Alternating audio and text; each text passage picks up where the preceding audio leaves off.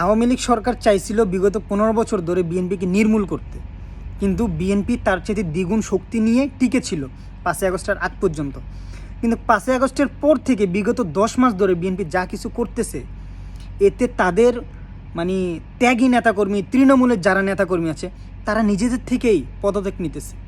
এবার চিন্তা করে দেখেন তারা নিজেদেরকে কোন জায়গায় নিয়ে গেছে। যে নেতাকর্মীগুলো বিগত 15 বছর ধরে এত অত্যাচার অনাচার সহ্য করে দলের জন্য কাজ করে গেছে, আজকে তাদেরকে তাদের দল মূল্যায়ন করতেছে না, তারা স্বইচ্ছায় নিজে থেকে পদত্যাগ করতেছে। পুরো বাংলাদেশটার মধ্যে বিএনপি চাঁদাবাজি, রাহাজানি, মারামারি, হানাহানি, কাটাকাটি, জমি দখল, খাল দখল, এই দখল সব কিছুই তাদের হাতে, তাদের কন্ট্রোলে।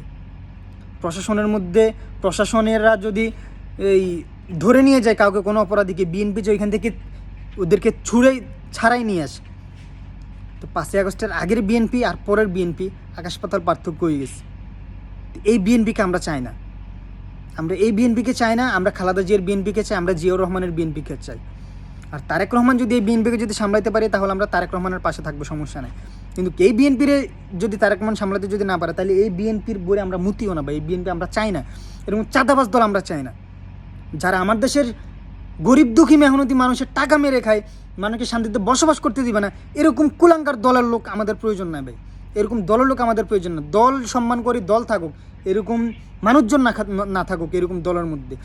বীর শ্রেষ্ঠ শহীদ বীর উত্তমের একটা দল, মেজর জিয়াউর রহমানের দল, এত ভালো একটা দল, বেগম খালেদা জিয়া আপসী নেত্রীর দল যদি এভাবে চাঁদাবাজি করে, এভাবে যদি দখলদার করে, এভাবে যদি মানুষকে যদি এভাবে যদি হয়রানি করে, তাহলে এই দল থেকে কী আর আশা করা যায়?